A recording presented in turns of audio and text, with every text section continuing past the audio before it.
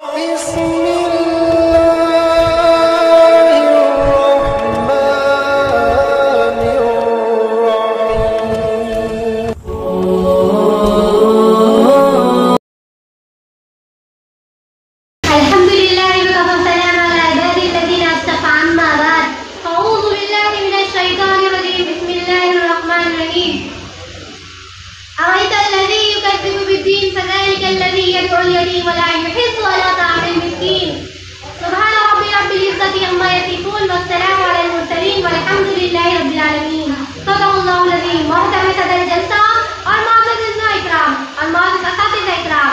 की मेरी तकरीर का उन्वान है हुकूकुल इबाद। खुर्दमंदों से क्या पूछ मेरी इब्तिदा क्या है, खुर्दमंदों से क्या पूछ मेरी इब्तिदा क्या है, मैं इस फिक्र में रहती हूँ मेरी इंतहा क्या है। खुदी को कर बुलंद इतना कि हर तकदीर से पहले, खुदी को कर बुलंद इतना कि हर तकदीर से पहले खुदा बंदे से पूछे बता तेरी रजा क्या है। दो किस्म के हुकूक है, इंसान पर दो तरह की जिम्मेदारी आयद है। एक तो अल्लाह ताला का हुकूक अदा करना है और दूसरा इसके बंदों के हुकूक अदा करना है। हुकूकुल इबाद में वालिदैन के हुकूक है, उस्ताद के हुकूक है, औलाद के हुकूक है, हमसायों के हुकूक है। बाज़ औक़ात गलती व गुनाह पर माफ़ी मांग लेना काफ़ी नहीं है बल्कि उसकी तलाफ़ी करना भी ज़रूरी है।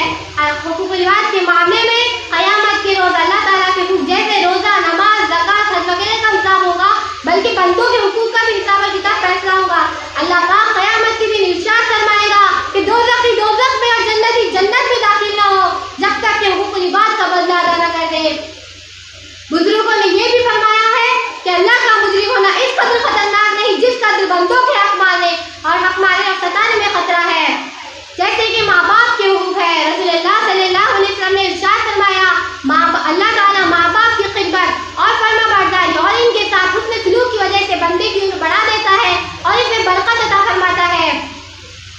माँ बाप के साथ अच्छा सलूक करो। अच्छे सलूक से मुतालिक ये 5 बात ज़हन में रखो। नंबर 1, अगर माँ बाप में से कोई एक या दोनों तुम्हारे पास बुढ़ापे को पहुंचे तो उन्हें उफ तक न कहो। नंबर 2, उन्हें किसी बात पर ना झिड़काओ। नंबर 3, उनके साथ इज्जत से बात करो। नंबर 4, उनके साथ मोहब्बत का बर्ताव करो और उनके सामने आजिज़ी से झुको। और 5वां कि अल्लाह से दुआ करो, ऐ अल्लाह जैसा उन्होंने मुझे बचपन में पाला आप उनके साथ रहमत का मामला कीजिए।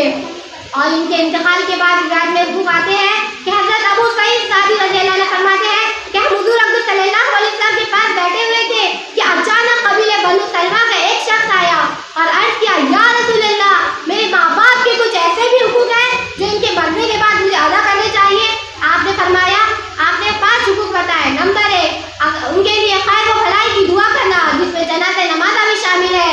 नंबर 2, उनके वास्ते अल्लाह से मग़फ़िरत की दुआ मांगना। नंबर 3, अगर इनका किसी से वादा हो तो उसे पूरा करना। नंबर 4, अगर इनके रिश्तेदारों का ख्याल करना।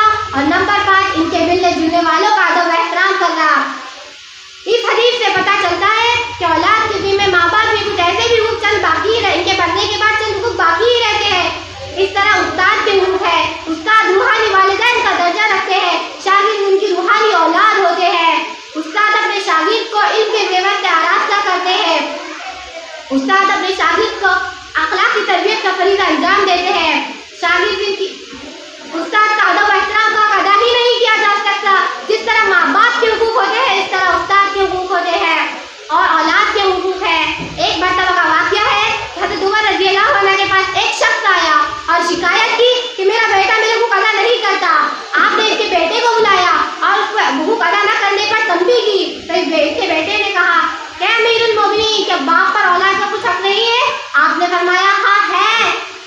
लड़के ने कहा, वो हुकूक क्या है? आपने फरमाया, वो हुकूक ये है कि बाप पे वो औलाद पर ये हुकूक है कि उसके लिए अच्छी माँ का इंतखाब करे और उसका अच्छा नाम रखे और कुरान करीम की तालीम दे।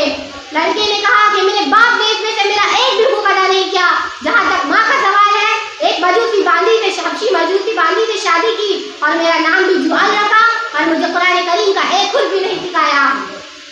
हज़रत उमर रज़ियल्लाहु अन्हु उस आदमी की तरफ मुतवज्जा हुए और फरमाया कि तुम बेटे को अदा न करने पर शिकायत करते हो, बल्कि तुमने खुद इससे पहले तुमने इसके हुकूक अदा नहीं किए।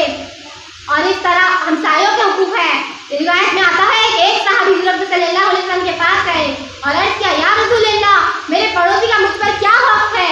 आपने फरमाया, अगर वो बीमार हो जाए तो सियादत करो, अगर उसका इंतकाल हो जाए तो जनाजे में शरीक हो, अगर वो कर्ज मांगे तो उसे कर्ज दो, अगर उसने कोई ऐब देखे तो उस पर पर्दा डालो, और उसे कोई भलाई पहुंचे तो उसे मुबारकबाद दो, और उसे ऐसी मुसीबत पहुंचे तो उसे ताज़ियत करो, और अपने घर की दीवार को उसकी घर से ऊंची ना करो, और अपने खाने की खुशबू से उसे तकलीफ ना पहुंचाओ। हाँ, मगर उसे भी हदिया पेश दिया करो। हुकूकुल इबाद करते रहे, बढ़ते दम तक हकीकी जिंदगी जिएंगे। आखिर में एक अशार पर अपनी तकरीर खत्म करती हूँ। मंजिल से आगे बढ़कर मंजिल तलाश कर, मंजिल से आगे बढ़कर मंजिल तलाश कर, मिल जाए तुझको दरिया तो समंदर तलाश कर। हर शीशा टूट जाता है पत्थर की चोट से, हर शीशा टूट जाता है पत्थर की चोट से, पत्थर ही टूट जाए और शीशा तलाश कर। वाखिर दावाना अल्हम्दुलिल्लाहि रब्बिल आलमीन।